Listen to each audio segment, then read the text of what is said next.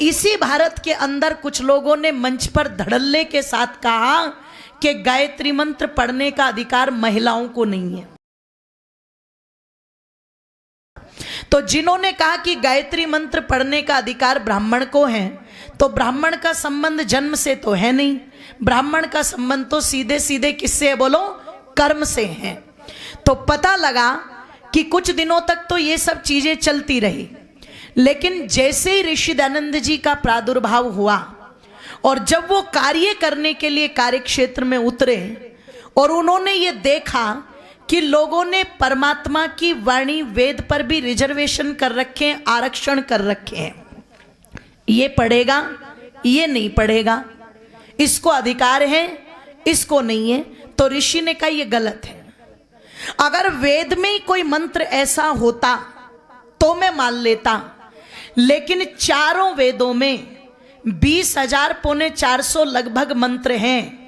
इन मंत्रों में एक भी मंत्र ऐसा नहीं है जिसमें यह लिखा हो कि वेद पढ़ने का अधिकार सबको नहीं, गायत्री पढ़ने का अधिकार सबको नहीं, यज्ञ करने का अधिकार सबको नहीं, यज्ञोपवीत पहनने का अधिकार सबको नहीं। ऋषि ने कहा यह वेद में है ही नहीं, तुम तो वेद के नाम पर प्रचारित प्रसारित कर रहे हो। तो उस समय लोगों के अंदर बड़ी हलचल हुई, बहुत हलचल हुई, और कुछ लोगों ने इस बात को स्वीकार किया, तो धीरे धीरे मान्यता बदली। अब मैं पिछले दिनों देख रही थी कि शायद ये बीमारी पूरी तरह से नष्ट हो गई होगी। अब शायद कोई ऐसा कहने वाला न मिले कि ये गायत्री नहीं पढ़ सकते, ये यज्ञोपवीत नहीं पहन सकते, ये यज्ञ नहीं कर सकते। लेकिन पिछले दिनों इतनी उन्नति की तरफ जो भारत बढ़ रहा है, विकसित से सीधे सीधे ये पता लगा, निवेदन कर दूं, और उन्नति की तरफ बढ़ रहा है। तो इसी भारत के अंदर कुछ लोगों ने मंच पर धड़ल्ले के साथ कहा कि गायत्री मंत्र पढ़ने का अधिकार महिलाओं को नहीं है, यज्ञोपवीत पहनने का अधिकार महिलाओं को नहीं है, यज्ञ करने का अधिकार महिलाओं को नहीं है, वेद पढ़ने का अधिकार महिलाओं को नहीं है। और एक तो शंकराचार्य हैं, उन्होंने तो ये तक कह दिया कि ये जो भूकंप आ रहे हैं, ये जो सुनामी आ रही है, ये जो इस प्रकार की प्राकृतिक आपदाएं आ रही हैं, ये इसलिए आ रही है क्योंकि महिलाओं ने गायत्री मंत्र पढ़ना आरंभ कर दिया। अब बताओ, टी सीरीज वालों ने जिस समय गायत्री मंत्र की रिकॉर्डिंग की गुलशन कुमार ने, तो श्री गुलशन कुमार बहुत अच्छे गायक थे। मैं निवेदन कर दूं आप लोगों के मध्य में, ये बात तो मैं आर्य समाज के मंच से बोलूंगी, जब तक वो व्यक्ति मुंबई के अंदर बॉलीवुड में रहा, तब तक सनातन धर्म का किसी न किसी रूप में तो वहां पर प्रचार प्रसार होता रहा, ध्यान रखिएगा। पर उसकी हत्या भी एक षड्यंत्र थी, और हत्या के पश्चात फिर किस प्रकार से मुंबई जो है वो पूरी की पूरी अली मौला या अल्लाह की चपेट में आई है, ये पूरी दुनिया जानती है, ध्यान रखिएगा। तो श्री गुलशन कुमार जी अगर चाहते तो अपनी आवाज में गायत्री मंत्र को रिकॉर्ड कर सकते थे कि नहीं कर सकते थे, बोलो? कर सकते थे ना। स्वयं वो इतने अच्छे गायक थे, पर उन्होंने अपनी आवाज में रिकॉर्ड न करके किसकी आवाज में रिकॉर्ड किया? अनुराधा पौडवाल जी की आवाज में रिकॉर्ड किया। और आज तक वो गायत्री मंत्र हम सब के घरों में, बोलो, बजता है कि नहीं बजता है? मोबाइल की कॉलर ट्यून, दरवाजे की कॉलर ट्यून पर वो गायत्री मंत्र आज तक बजता है।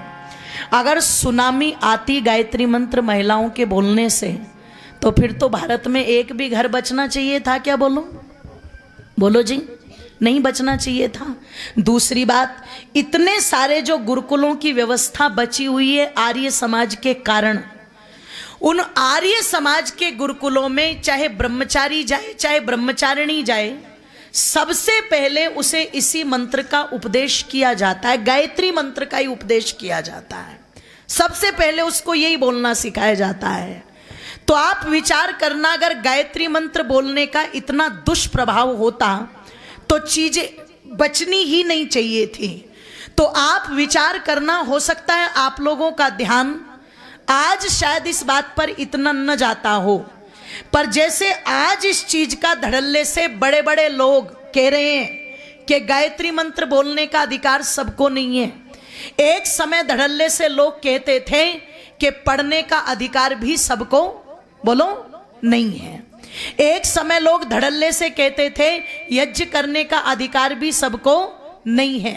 निवेदन आप लोगों के मध्य में कर दूं, आज जो चीजें हमें बड़ी सामान्य सी लगती हैं, आप विचार करना, मैं तो सोचती हूँ ऋषि दयानंद जी ने कितना बड़ा पुरुषार्थ और कितनी मेहनत की होगी हमें ये अधिकार दिलाने में, और शायद आज हमें ऋषि दयानंद जी के उस पुरुषार्थ की कदर नहीं है।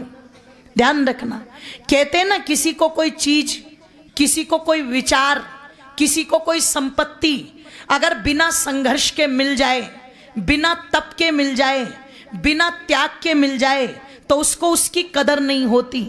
कभी कभी पिता की संपत्ति बेटे को मिल जाए तो वो हवा में यूं करके उड़ा देता है, पर जब मेहनत से पसीना बहा करके अपने आप कमाना पड़ता है तो फिर 100 रुपए उड़ाते हुए भी उसकी आत्मा पर जोर पड़ता है, क्योंकि उसे पता लग गया ये 100 रुपए भी मेरे पास किस तरीके से पहुंचे, कितनी मेहनत से पहुंचे।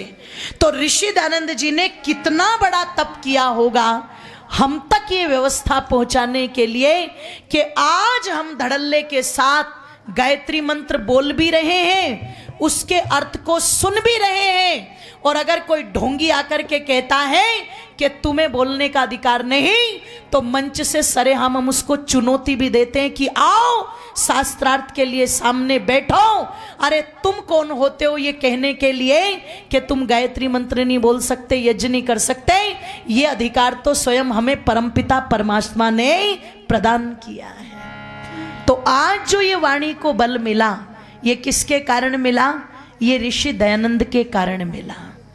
आज जो आपको पूज्य आचार्य जी गायत्री मंत्र की अर्थ बता रहे थे, वो ऋषि दयानंद के कारण से बता रहे थे, और अगर ऋषि दयानंद ना आते तो शायद आपको इन वेद मंत्रों को पढ़ना तो बहुत दूर की बात है, सुनना तो बहुत दूर की बात है, वेदों को देखने का भी सौभाग्य प्राप्त नहीं होता।